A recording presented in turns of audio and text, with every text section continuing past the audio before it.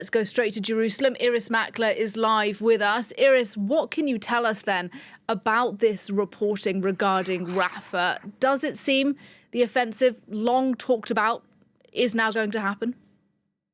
I have also heard those reports, is the most I can say, because in fact this has been being reported for 3 months. But what we have now seen is that Israel, which had withdrawn units, brigades, battalions from the Gaza Strip, has called up 2 reserve battalions for service in Rafah. I've heard that from the IDF, and I met somebody who was in that brigade who could confirm to me he had been called up.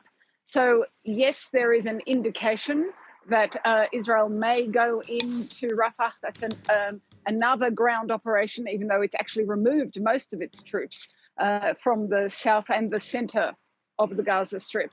So that's one possibility. We have also seen during the past 24 to 48 hours an increase in fire. That's rocket fire from Gaza into Israel, from the north of the Gaza Strip into Israel. Palestinian Islamic Jihad, one of the militant groups directly attached to Iran, has claimed responsibility for that. We've seen return fire from Israel, both in the north to the source of that fire, and in the south. We hear reports from the south, from Palestinians in Rafah, saying that it's been relentless for the past 24 hours. That's airstrikes and shelling. They say the heaviest shelling for weeks. Well, Irris, just sort of highlighting what it is you've been saying there as we've been on air within the last few minutes or so.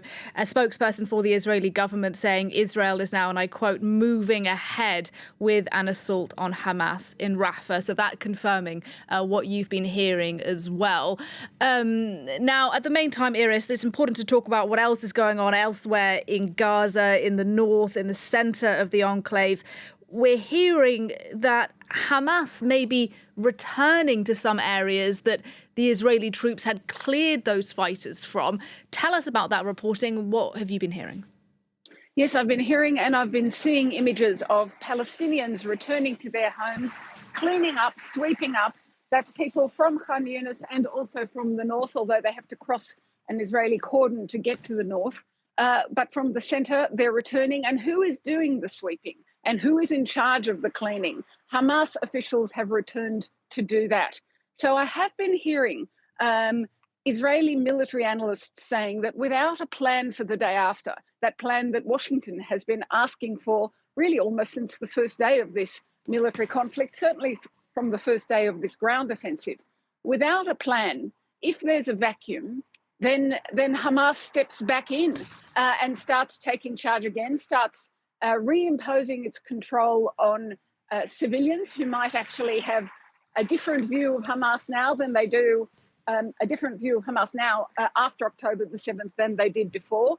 But because there's no plan, and that's what I've heard military analysts here saying, they say, yes, there are 4 battalions, the IDF says there are 4 battalions of Hamas fighters that should be cleared out of Rafah. That's right. Let's say you take that as read, you say that it's important to do it. It's not going to change the outcome of this war, really, is the counter argument, and it's not going to bring the hostages back. So the 2 aims that Israel had for this war, the return of the hostages and the removal of Hamas from power, it has not seemed to be able to achieve. So what you see is enormous sorrow, enormous suffering, and swimming around in circles. Irris Makler in Jerusalem, as always. Thanks very much.